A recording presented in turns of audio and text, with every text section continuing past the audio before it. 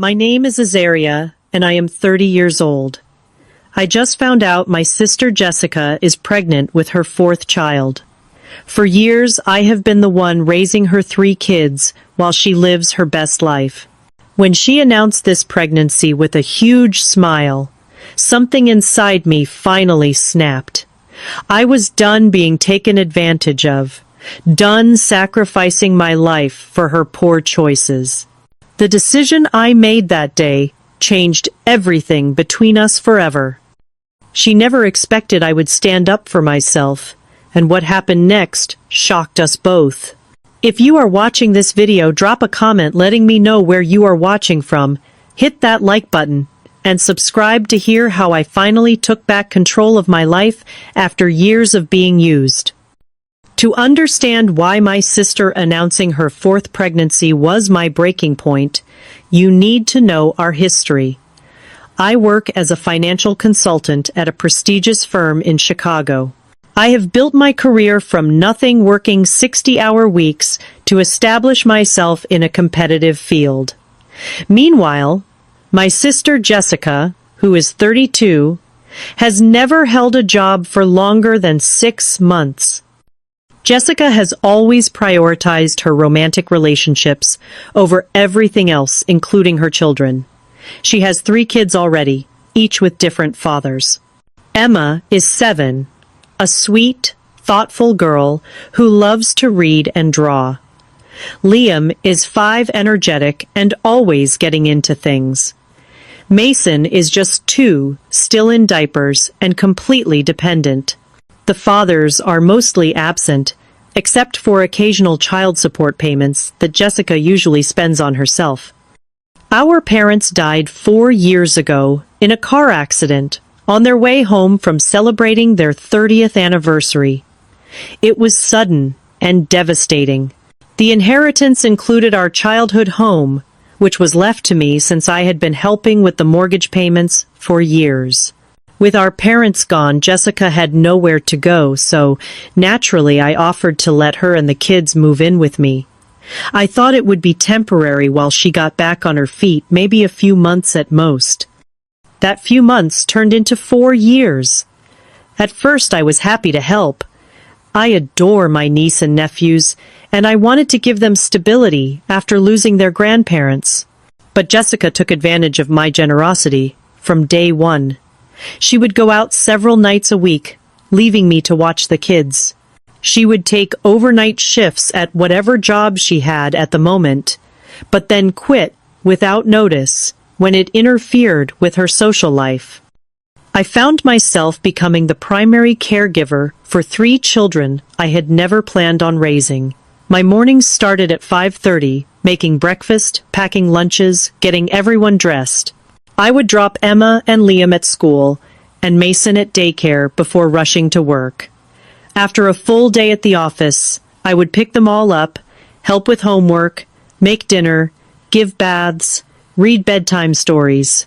Weekends were filled with soccer games, birthday parties, and grocery shopping. My own life was put on indefinite hold. I had to cancel dates, miss work events, and postpone my master's degree. My savings account, once healthy, was constantly drained by the endless expenses of raising 3 children. Daycare for Mason alone cost more than my monthly car payment. My boyfriend David has been incredibly patient. We met 2 years ago at a charity event for my company, and despite the chaos of my home life, he stuck around.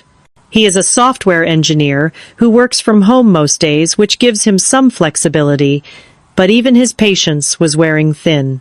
Our date nights were constantly canceled when Jessica would text last minute that she needed me to watch the kids. Our vacations were postponed because I could not afford them after paying for school supplies or emergency dental visits. The worst part was that Jessica would constantly promise to change. After every big fight, she would cry and apologize, swearing she would step up and be a better mother. She would do better for a week, maybe 2, then slide right back into her old patterns. She would bring home a new boyfriend, start staying out late, and leave all parental responsibilities to me again. I tried everything to help her become more responsible. I created budgets for her, helped her apply for jobs, even offered to pay for classes so she could get a certification in something. Nothing stuck. She would get excited about a new opportunity, then lose interest as soon as it required actual effort. Meanwhile, I was the one, attending parent-teacher conferences, taking the kids to doctor appointments, and lying awake at night, worrying about their future. My house, once my peaceful sanctuary, became overrun with toys, noise, and chaos.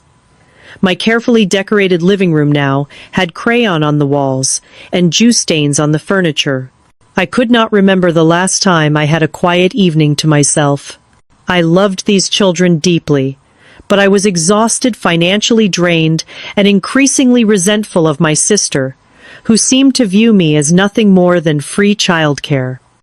Despite all this, I kept telling myself that family comes first, that these innocent children deserved stability and love, that one day Jessica would finally grow up and take responsibility. I held on to this hope, even as evidence mounted that nothing would change. This was my state of mind on that fateful evening when Jessica came home with her big announcement, and everything finally came to a head. It was a Tuesday, and I had just survived another marathon day. My quarterly financial reports were due at work, so I had been up since 4:30 in the morning to get some uninterrupted time before the kids woke up. After dropping them off at school and daycare, I spent 9 hours at the office only to get a call that Liam had fallen on the playground and needed to be picked up early. I left an important client meeting to get him, then picked up the others, made dinner, helped with homework, and finally got all three bathed and in bed by 8:30. I had just poured myself a glass of wine and sat down for the first time all day when Jessica burst through the front door. She was practically bouncing, her face lit up with excitement. I noticed she was wearing a new dress I had never seen before, probably another purchase she could not afford. "Azaria, I have amazing news," she squealed, dropping her purse on the counter and kicking off her heels. "You are not going to believe this." I took a long sip of my wine. Jessica's version of amazing news was rarely amazing for anyone but her. Last time it was that she had been offered a modeling job that turned out to be a scam. The time before that, it was that she had won $100 on a scratch ticket money she immediately spent on designer sunglasses instead of diapers for Mason. "I am pregnant," she announced, her hands flying to her still flat stomach. "Kyle and I are having a baby." The wine glass froze halfway to my lips. Kyle was Jessica's newest boyfriend, a 35-year-old bartender she had been dating for all of 3 months. He had been to our house exactly twice, and both times he had spent the entire visit on his phone, barely acknowledging the children already in existence. "You are pregnant," I repeated, trying to process this information. "With Kyle, the guy you just started dating." Jessica rolled her eyes. "Do not be such a downer. Kyle is different. He is really excited about the baby. In fact," she continued, her voice rising with enthusiasm, "he is going to move in here next week. We figured it makes the most sense, since you have all this space." My head was spinning. "Wait, what, Jessica? You cannot just decide someone is moving into my house without even asking me. We already have 5 people living in a 3-bedroom home." "Well, Kyle and I will share my room, obviously," she said, as if I was being deliberately obtuse. "And once the baby comes, we thought maybe you could convert your home office into a nursery. You do not really need a whole room just for your computer, right?" I set down my wine glass with a deliberate motion, trying to contain the anger building inside me. "Jessica, this is my house. I work from home 2 days a week. I need my office." "But where is the baby supposed to sleep?" she countered, her tone becoming whiny. "And actually, I was hoping you could maybe cut back your hours at work after the baby comes. I am going to need a lot more help, especially in the beginning." That was when I felt something inside me crack. "Cut back my hours, Jessica. I am already working myself to exhaustion supporting you and your 3 children. I cannot afford to work less, and I certainly cannot afford another child." Jessica's expression darkened. "They are your niece and nephews, Azaria. Not some random kids. Family helps family. Mom and Dad would be so disappointed in how selfish you are being right now." The mention of our parents was a low blow, and Jessica knew it. "Do not bring them into this," I said, my voice shaking. "Dad would have expected you to support your own children. Mom would have wanted you to be responsible." "I am being responsible," Jessica shot back. "I am keeping this baby and creating a family with Kyle. You should be happy for me instead of making this all about yourself." "Happy, Jessica? You can barely take care of the 3 children you already have. I am the one who makes sure they are fed, clothed, and get to school on time. I am the one who pays for everything. And now you want to add another baby to the mix, and a boyfriend I barely know living in my house." Jessica's face contorted with anger.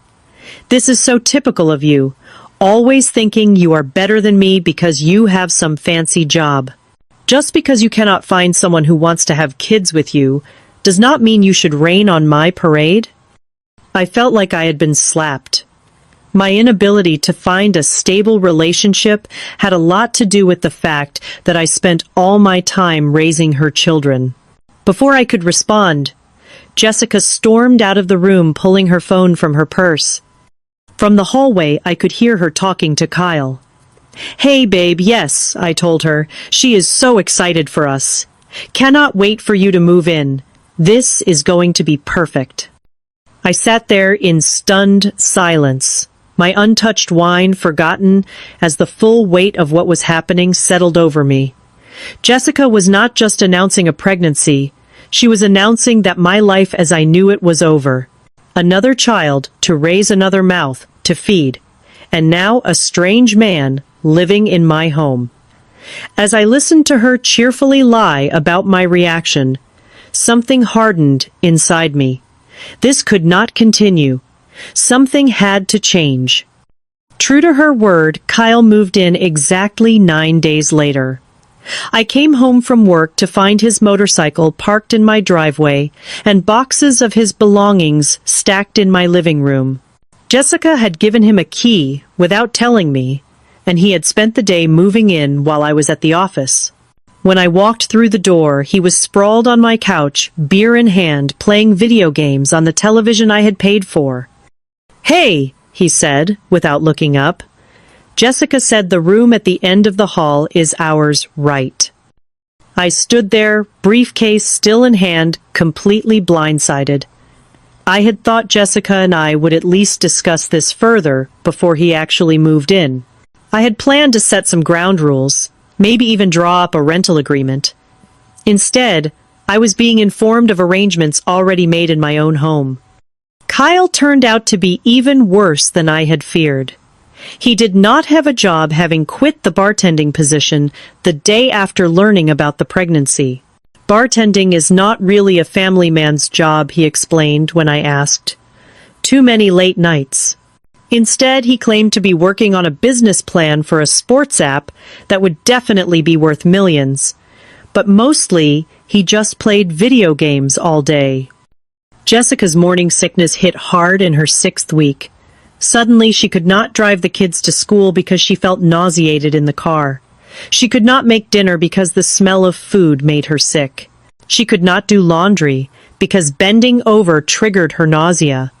Every single responsibility that she occasionally helped with now fell entirely to me. My daily routine became a nightmare of logistics and exhaustion.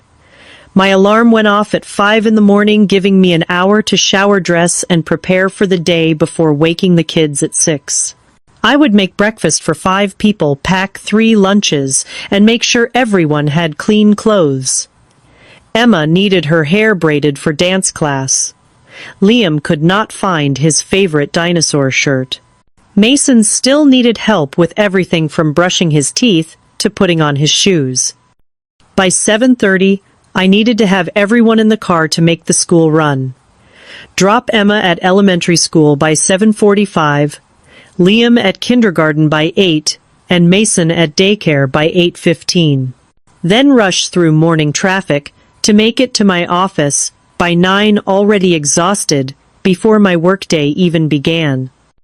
Lunchtime was spent calling doctors for Jessica's prenatal appointments, scheduling the kids' checkups, or ordering groceries online. After work, I would do the pickup run in reverse, then come home to make dinner for everyone. Kyle would complain if I made anything healthy. Jessica would complain if I made anything with a strong smell, and the kids each had their own list of foods they refused to eat. After dinner came homework help for Emma playtime with Liam and bedtime routines for all three. By the time I got them all settled, it would be close to 9 at night. Then I would clean the kitchen, start a load of laundry, and try to catch up on work emails before falling into bed around midnight, only to do it all again the next day. David and I had planned a weekend getaway to Michigan for months, a chance to reconnect and have some time alone. 3 days before we were supposed to leave, Jessica announced that she and Kyle had tickets to a concert Saturday night. "You will be here to watch the kids, right?" she asked, though it was clearly not a question. When I reminded her about my plans, she looked genuinely confused. "But we already bought the tickets. They are non-refundable. And Kyle has been so stressed lately, he really needs a night out." I canceled the trip. David was understanding but distant on the phone. "This is not sustainable, Azaria," he said quietly. "I love you, but I feel like I am in a relationship with your entire family, not just you." 2 weeks later, Emma woke up with a high fever and stomach pain. The school nurse called me during a critical client presentation. I apologized to the room full of executives and rushed out to pick her up. After 3 hours in urgent care, it turned out to be strep throat. I tried calling Jessica repeatedly, but her phone went straight to voicemail. When we finally got home, I found a note on the counter. "Went shopping for baby things with Kyle. Back later, Jess." Emma was miserable and clingy, wanting only to be held. I sat on the couch with her burning forehead against my neck, scrolling through work emails on my phone while simultaneously ordering dinner delivery since I could not cook. When Jessica and Kyle finally returned 6 hours later, they were laden with shopping bags from expensive baby boutiques. Jessica barely glanced at her sick daughter before launching into an excited monologue about the crib they had put on layaway. The next day, my boss called me into her office. "Azaria, you are one of our most valuable team members," she began. "But lately your performance has been suffering. The Westbrook presentation yesterday was a major opportunity, and you left in the middle of it." "I am sorry," I said, my stomach churning with anxiety. My niece was sick, and I had to pick her up from school. My boss's expression softened slightly. "I understand family emergencies happen, but this is the 3rd client meeting you have had to leave in the past month, and your reports have been coming in late. We need to know if there is a more permanent issue affecting your work." I assured her it was temporary, that things would improve, but as I walked back to my desk, I wondered if that was true. Would things ever improve? Or would I keep sacrificing my career, my relationship, my entire life, to care for a growing brood of children that were not even mine? That night, I opened the refrigerator to find it nearly empty. I had ordered groceries 2 days earlier, spending $300 on food that should have lasted the week. Now all that remained were some condiments and a half-empty carton of milk. When I asked what happened, Kyle shrugged. "I had some friends over while you were at work. We got hungry." I tried to talk to Jessica about Kyle's behavior, about the need for them to contribute financially, about the strain all of this was putting on me. She listened with a bored expression, one hand absently rubbing her still flat stomach.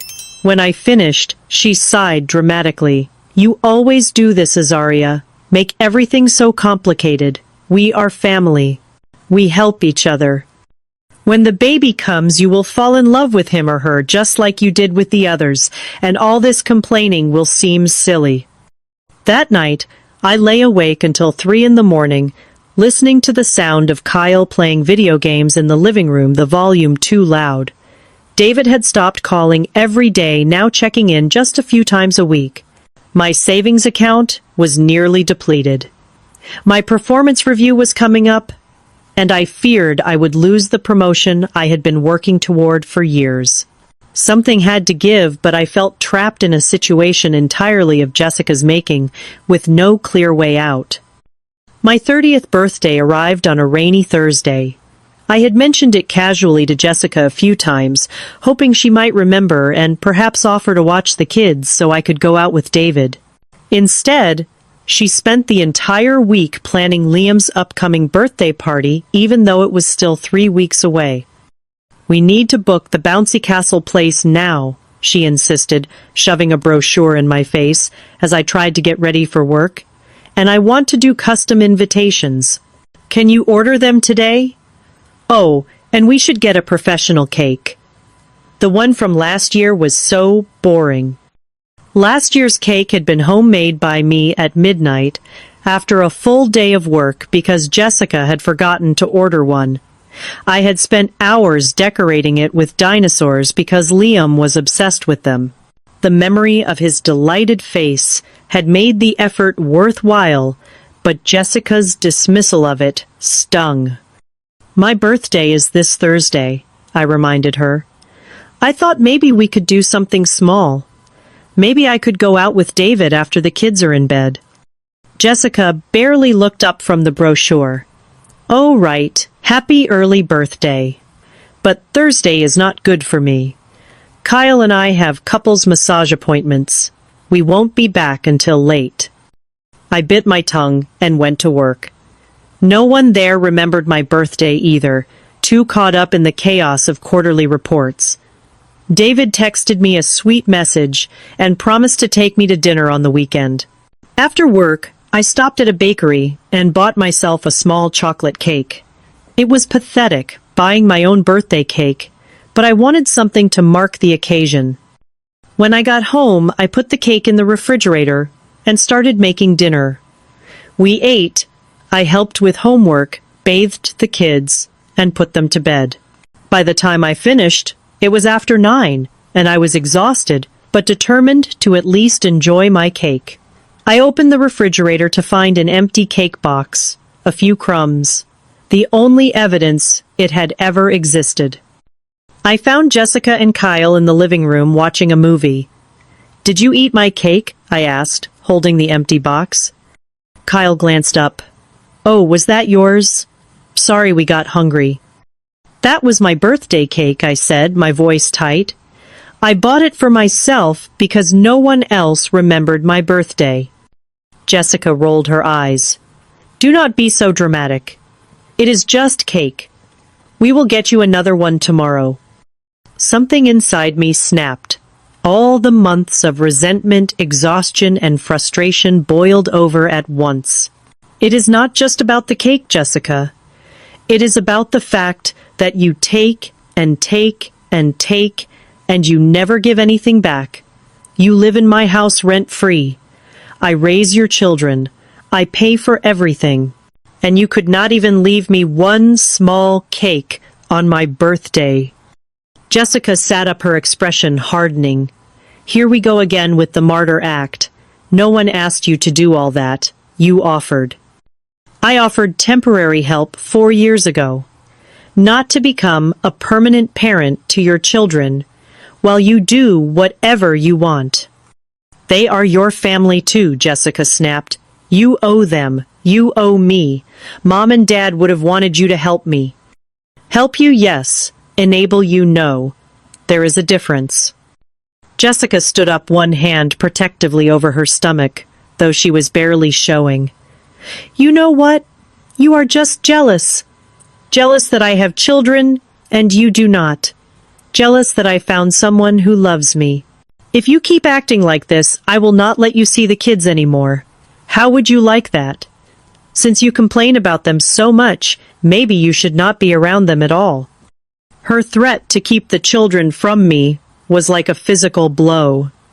Despite everything, I loved Emma, Liam, and Mason deeply. The thought of not seeing them tore at my heart. Jessica saw my expression and smiled, knowing she had found my weakness. That weekend, David suggested again that I move in with him. This situation is toxic, Azaria. Jessica is manipulating you. You can still be part of the kids' lives without sacrificing everything. I wanted to say yes, but guilt held me back.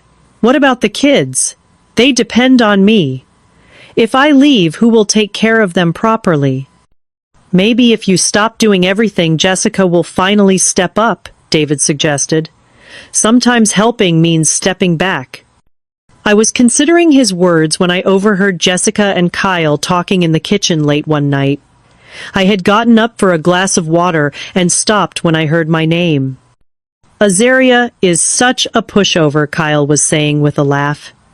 Cannot believe she actually canceled her trip to watch the kids for us. I know, Jessica giggled. She will do anything if I mention the kids. So easy to control. Think she will pay for the crib? Kyle asked. Definitely. I will just tell her it is for the baby's safety or something. Works every time. I stood frozen in the hallway, their words confirming my worst fears. Jessica was not just irresponsible.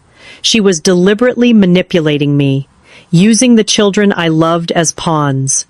And worse, laughing about it with Kyle. The next morning, Jessica cornered me before work.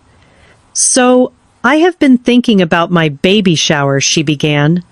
I want to do it at that new event space downtown. It is a little pricey, but since you are the host. I never agreed to host your shower, I interrupted. Jessica blinked momentarily, thrown off script. Well, obviously you are hosting it. You are my sister. Who else would do it?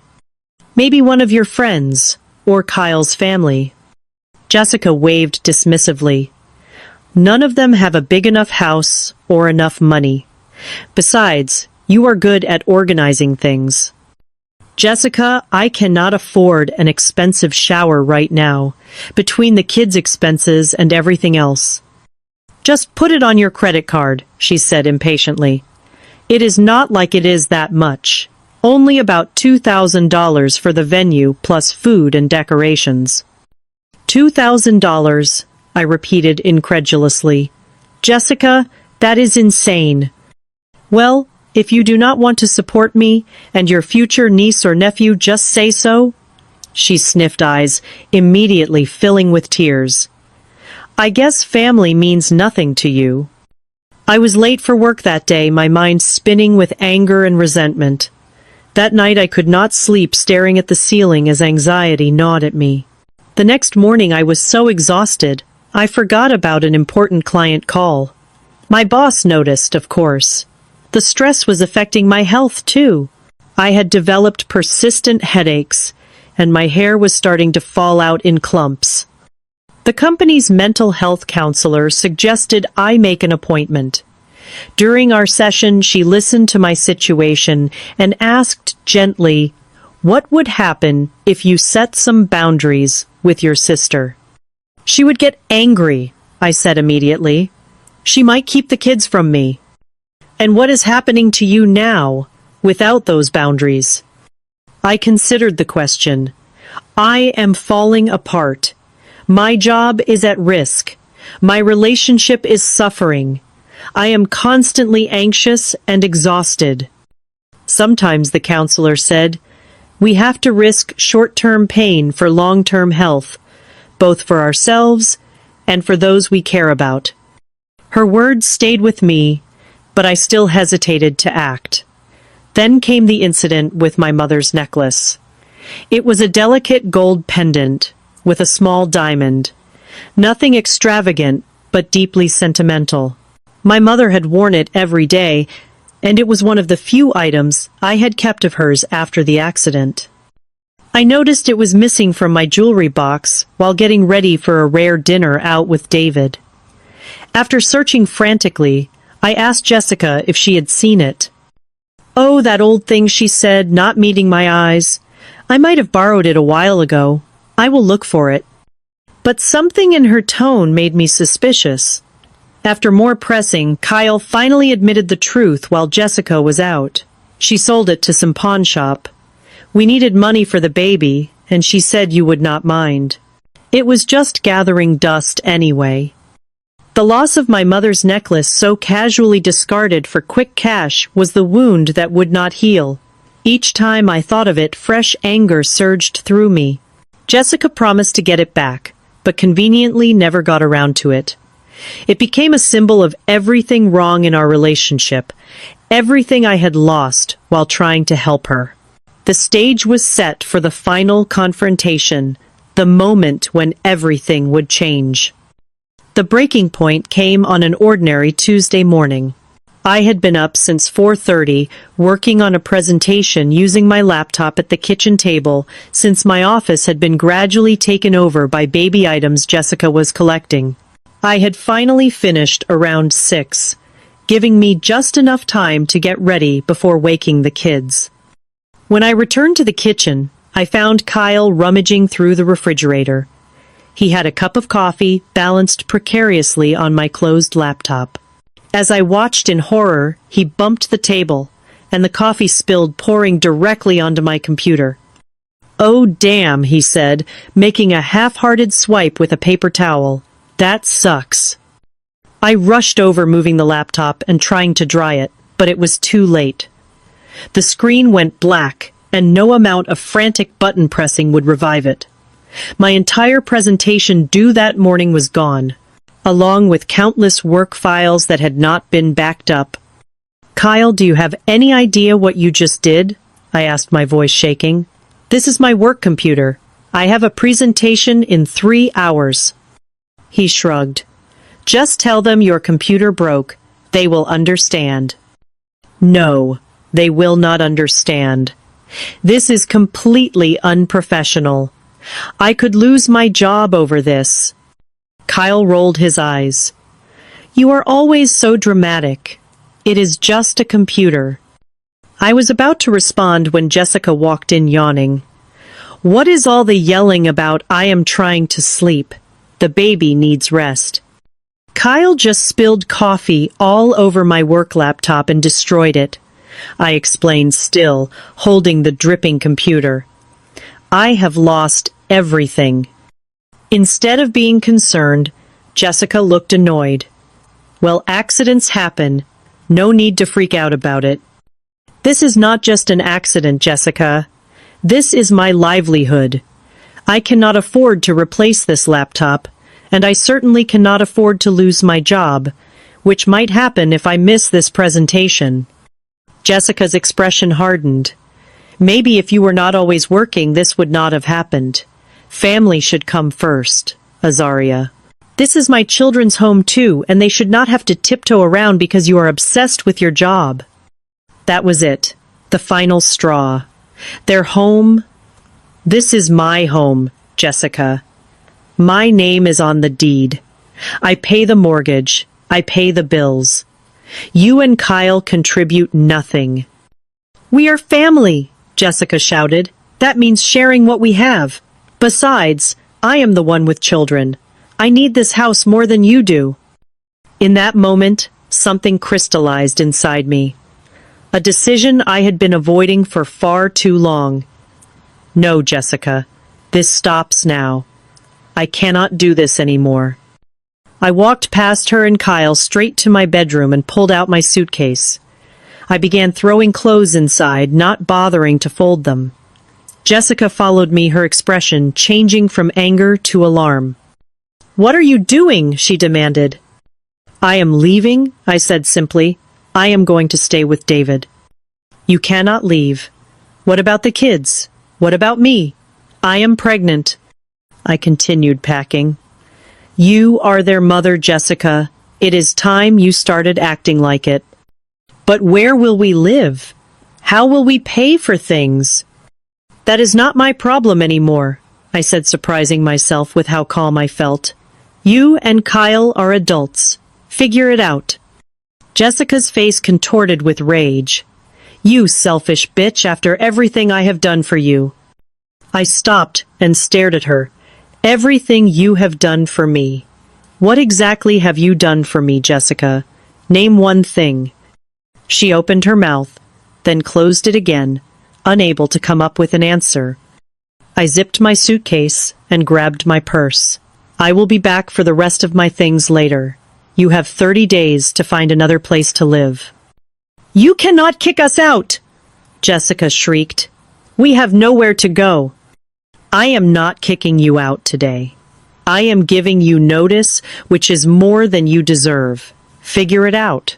Sell some of those expensive baby boutique items. Ask Kyle to get a job. Do whatever adults do when they need money. I walked out of my bedroom to find the 3 children standing in the hallway looking scared. My heart broke seeing their confused faces. I knelt down to their level. Auntie has to go away for a little while, I explained gently. But I love you very much, and I will see you soon. Emma, always, the sensitive one, began to cry. Are you leaving because of us? Because I did not clean my room. No, sweetheart, I assured her, pulling her into a hug. This has nothing to do with you. Sometimes grown-ups need space to figure things out. I hugged each of them, promising to call soon, then walked out the front door. As I put my suitcase in the trunk of my car, I saw Jessica on the phone through the living room window, gesturing wildly. I assumed she was calling Kyle, who had left shortly after our argument. I drove to David's apartment, tears finally coming once I was alone in the car. By the time I arrived, I had pulled myself together enough to explain what had happened. David was supportive, helping me bring in my suitcase and making me tea, while I called my boss to explain the situation with my laptop. 3 hours later, there was a knock at David's door. When he opened it, 2 police officers stood in the hallway. Are you Azaria Mitchell? One of them asked, when I appeared behind David. Yes, I replied, confusion turning to dread. Is something wrong? We received a report of a domestic disturbance at your residence this morning, the officer explained. Your sister Jessica called, stating that you threatened her and her children before leaving with items that did not belong to you. I was stunned. That is completely false. I never threatened anyone, and everything I took belongs to me. The officers asked to see inside my suitcase, which I allowed. There was nothing there but my own clothing and personal items. They took statements from both David and me about what had actually happened.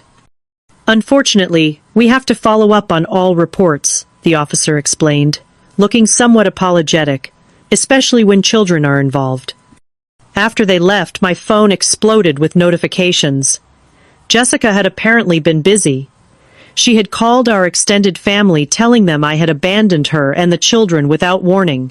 She had posted on social media that I had stolen money from her, threatened her while she was pregnant, and endangered her children. She claimed I had taken family heirlooms that rightfully belonged to her children. Friends I had not spoken to in months were texting me, asking what was going on. My aunt called, berating me for abandoning my pregnant sister. Even my boss received an email from Jessica claiming I was having a mental breakdown and making up stories about my family. The worst was the phone call from Emma that evening. Jessica had apparently given her 7-year-old daughter the phone and encouraged her to call me.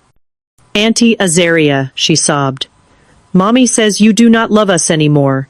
She says you ran away because you hate us. Is that true? I tried to reassure her through my own tears. No, sweetheart. I love you, Liam, and Mason, very much. I just need some time away from the grown-ups.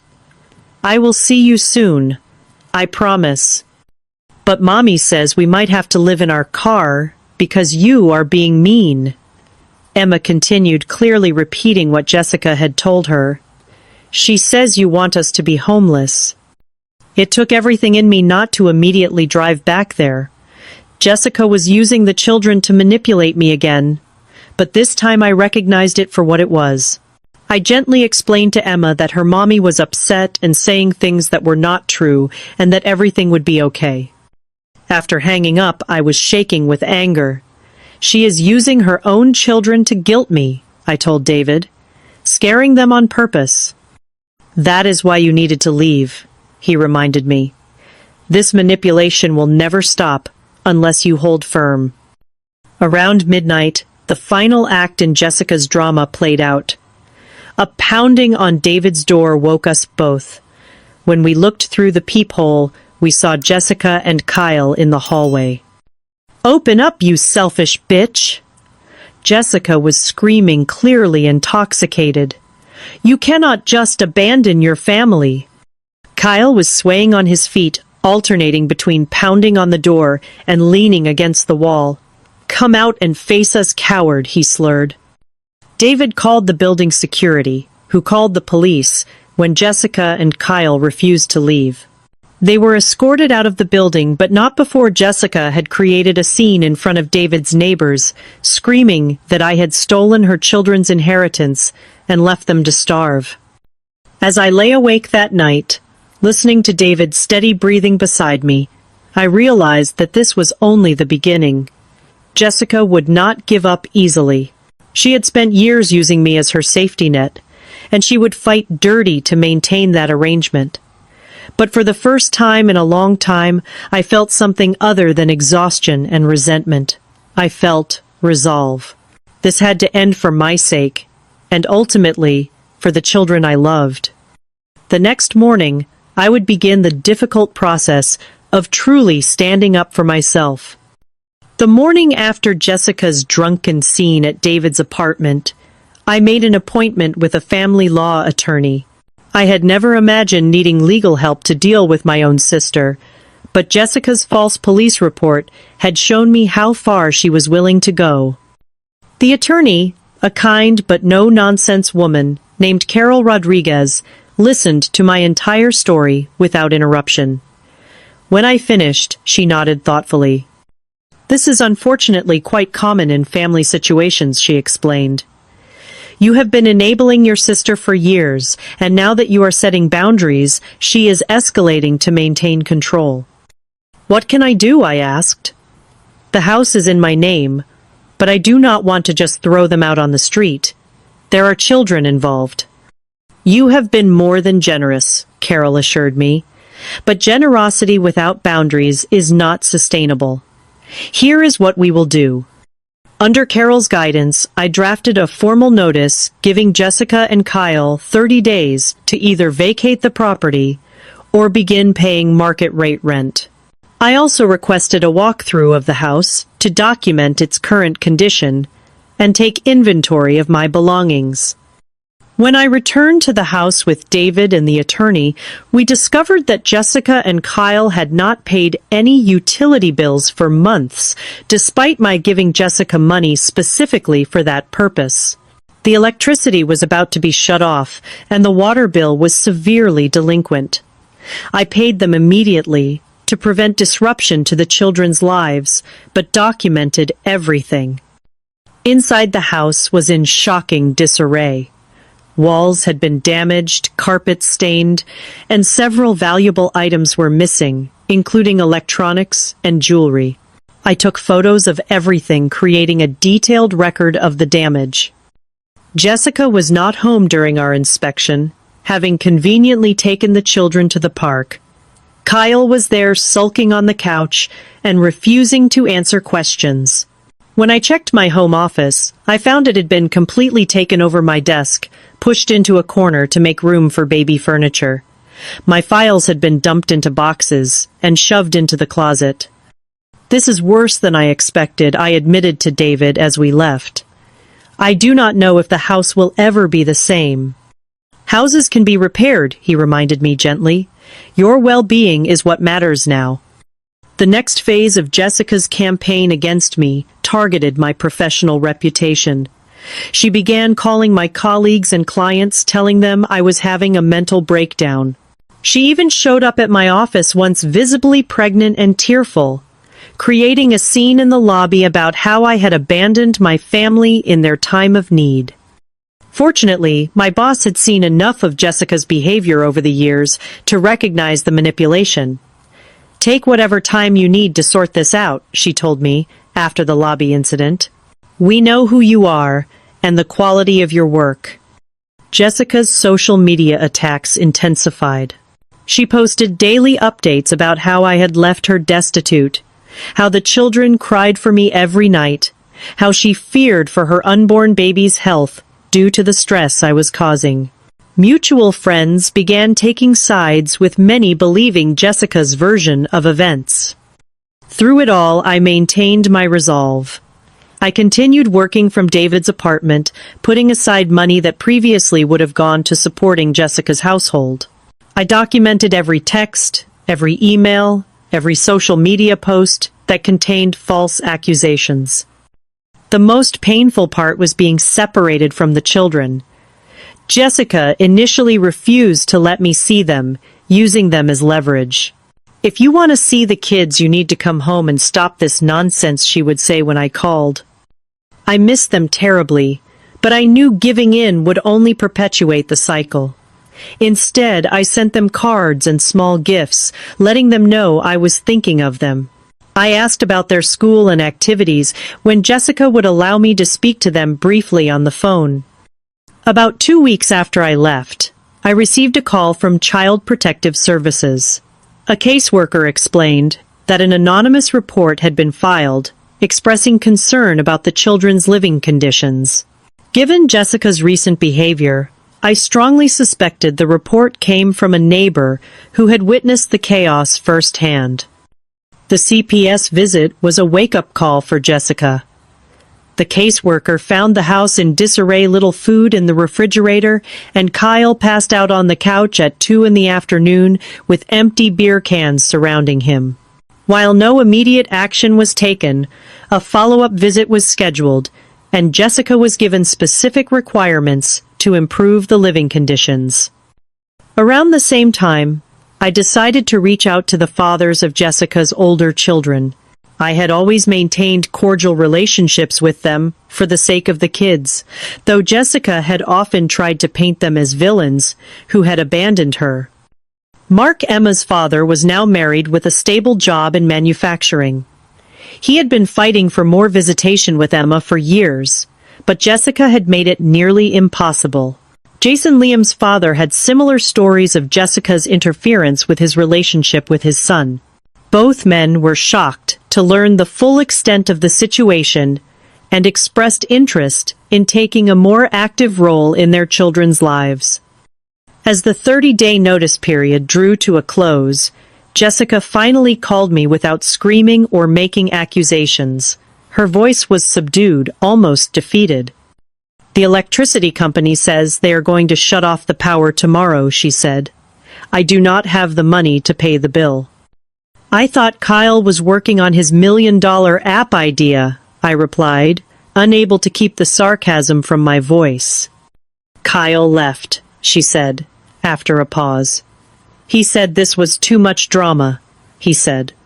Her voice broke. "He said he is not even sure the baby is his." Despite everything, I felt a pang of sympathy. Jessica had been abandoned yet again by a man she had pinned her hopes on. But I reminded myself that her choices had led to this situation. "I can pay the electricity bill this one last time," I offered. "But Jessica, you need to figure out a long-term solution. You cannot stay in my house without contributing." "I know," she said quietly. "I have been looking at apartments, but everything is so expensive, and no one wants to rent to a single pregnant woman with 3 kids." "What about your parents?" I suggested. Kyle's family had been noticeably absent throughout the entire situation. "They said I made my bed, and now I have to lie in it," Jessica admitted. They told me I should have listened to you years ago." It was the closest thing to an acknowledgement of her behavior that I had ever heard from her. After our call, I consulted with Carol again, and we drafted a more formal agreement. Jessica could remain in the house for 3 more months, giving her time to find suitable accommodation and employment. In exchange, she would allow me regular visitation with the children and agree to family counseling. 2 days later, we met at a neutral location, a coffee shop, halfway between David's apartment and my house. Jessica looked tired, her pregnancy now clearly visible. She signed the agreement without the drama I had expected. "The kids miss you," she said as we were leaving. "Especially Emma. She keeps asking when you are coming home." "I miss them too," I replied honestly. "And I want to be part of their lives. But things have to change, Jessica, for all our sakes." She nodded, not meeting my eyes. "I know. I do not know how to do this on my own." "You are not on your own," I told her. "Mark and Jason want to be more involved with their kids. And I will help you, but not by doing everything for you anymore." Over the next several months, things began to stabilize. With the threat of losing her housing completely, Jessica finally found a part-time job at a daycare center that allowed her to bring Mason with her. Mark and Jason increased their visitation with Emma and Liam, providing Jessica with more free time and the children with more stability. The family counseling sessions were difficult but necessary. Jessica initially tried to portray herself as the victim, but the therapist gently redirected her to take responsibility for her choices. Slowly, painfully, we began to rebuild our relationship on more solid ground. 3 months turned into 6. Jessica found a small 2-bedroom apartment that she could afford with her new job and the more consistent child support from Mark and Jason. Kyle occasionally resurfaced with promises to help, only to disappear again when actual responsibility was required. I returned to my house after Jessica moved out, shocked by the extent of the damage. It took weeks of cleaning, repairing, and repainting to make it feel like home again. Some things were permanently stained or broken, but as David had said, houses can be repaired. More importantly, I had reclaimed my life. My work performance improved, and I received the promotion I had been working toward. David and I had the time and space to strengthen our relationship, eventually getting engaged on a weekend trip to Michigan that we had been able to take without last-minute cancellations. The journey had been painful, but necessary. By standing firm against Jessica's manipulation, I had not only saved myself, but ultimately helped her begin to grow up and take responsibility for her own life and children. It was not the happy family situation I had always imagined, but it was honest, and for the first time in years it was sustainable. 6 months after Jessica moved into her own apartment, I sat on a park bench watching Emma and Liam play on the swings. Mason was toddling around the sandbox, proudly showing me each rock and stick he discovered. Jessica sat beside me, her new daughter Sophia asleep in a stroller beside her. "Thank you for taking them this weekend," Jessica said, adjusting Sophia's blanket. "The extra shifts at work will really help with next month's rent." "I am happy to have them," I replied honestly. "It is different now being Aunt Azaria, who takes them for fun weekends, rather than the default parent." Jessica nodded, a flash of shame crossing her face before she composed herself. "They look forward to it all week. Emma has been talking about the Science Museum non-stop." We sat in comfortable silence for a few minutes, watching the children play. So much had changed in half a year. Jessica had given birth to Sophia 3 months earlier with me in the delivery room as her support person. Kyle had shown up at the hospital, made grand promises about being involved, then disappeared again within a week. This time Jessica had not seemed surprised, or even particularly disappointed. "I got a raise at work," she mentioned casually.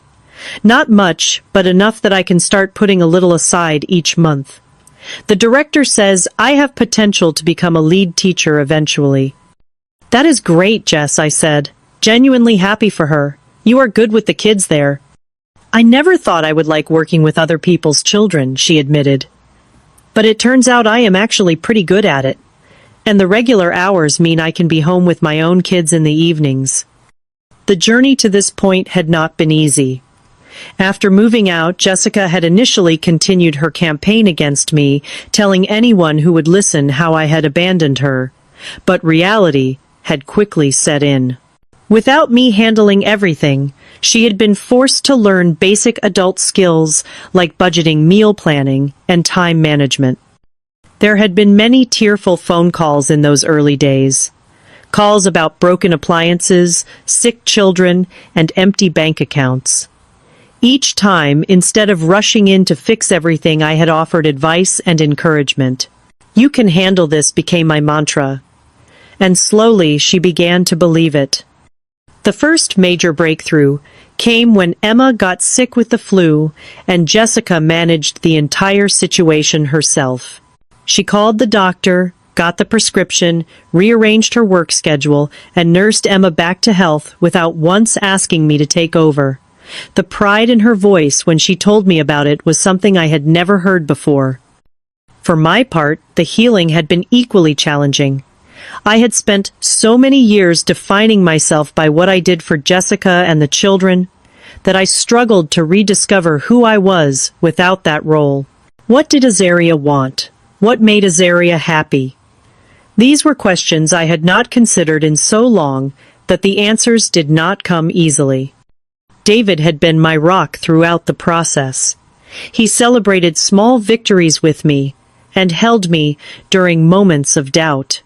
When I worried about the children, he reminded me that they were resilient and that having a mother who was finally growing up would benefit them far more than having an aunt who enabled their mother's immaturity. Our engagement had been another step in reclaiming my life. For the first time, I was planning a future based on what I wanted, not on what Jessica needed from me. We had set a date for the following spring, and Emma would be our flower girl. My relationship with the children had evolved as well. Instead of being the exhausted caregiver responsible for every aspect of their lives, I was now the fun aunt who took them on special outings and helped with homework. Our time together was more meaningful because it was chosen rather than obligatory. "I am sorry," Jessica said, suddenly breaking into my thoughts. "For everything. For taking advantage of you for so long. For not appreciating everything you did. For the things I said and did when you finally stood up for yourself." I turned to look at her, surprised by the unprompted apology. "Thank you for saying that."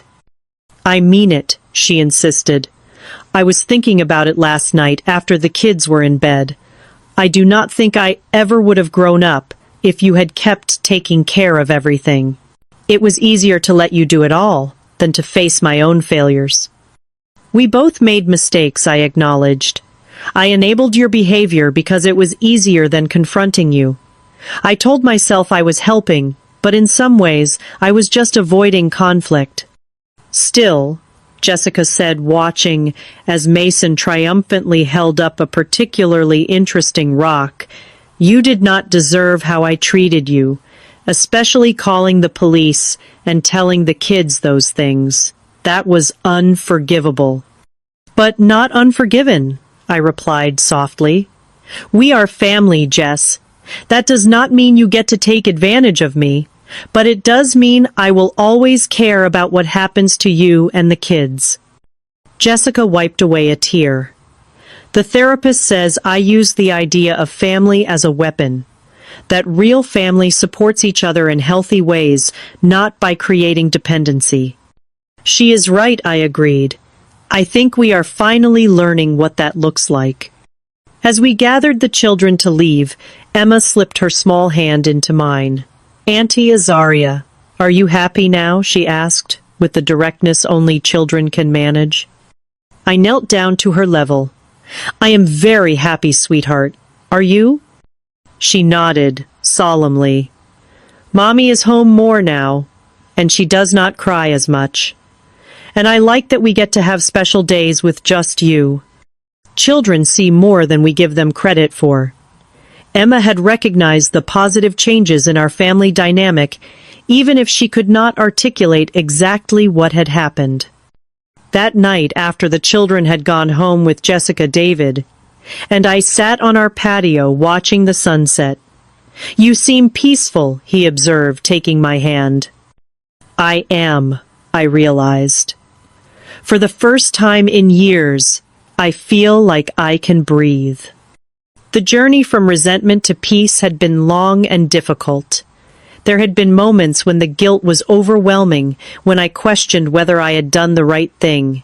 But seeing Jessica slowly becoming the mother her children deserved, watching the kids thrive with more stability and consistency, and reclaiming my own life and happiness, confirmed that sometimes the hardest choice is the right one.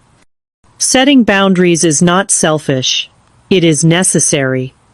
True love sometimes means stepping back and allowing others to face the consequences of their actions. By enabling Jessica's behavior for so long, I had been preventing her growth rather than supporting it. I had also learned that helping does not mean sacrificing yourself entirely. There is a balance between generosity and self-preservation that I had never understood before. Now I knew that I could be there for Jessica and the children without losing myself in the process. As the stars began to appear in the darkening sky, I thought about how far we had all come. Jessica was taking steps toward independence and responsibility. The children were more secure with clear boundaries and expectations. And I was rediscovering who I was beyond my role as everyone's caretaker. The road ahead would not always be smooth. Jessica would face more challenges, and there would be times when she would slip back into old patterns. But the foundation had been laid for a healthier relationship, one based on mutual respect rather than dependency and manipulation. Have you ever found yourself in a situation where your generosity was taken for granted? How did you learn to set boundaries with people you love? Sometimes the hardest part of caring for others is knowing when to step back and let them stand on their own. If this story resonated with you, please like and subscribe to hear more stories about finding balance in difficult family dynamics. Share your own experiences in the comments below, and remember that taking care of yourself is not selfish. It is necessary for truly being there for the people you love. Thank you for listening to my story, and I wish you strength in your own journey toward healthy relationships.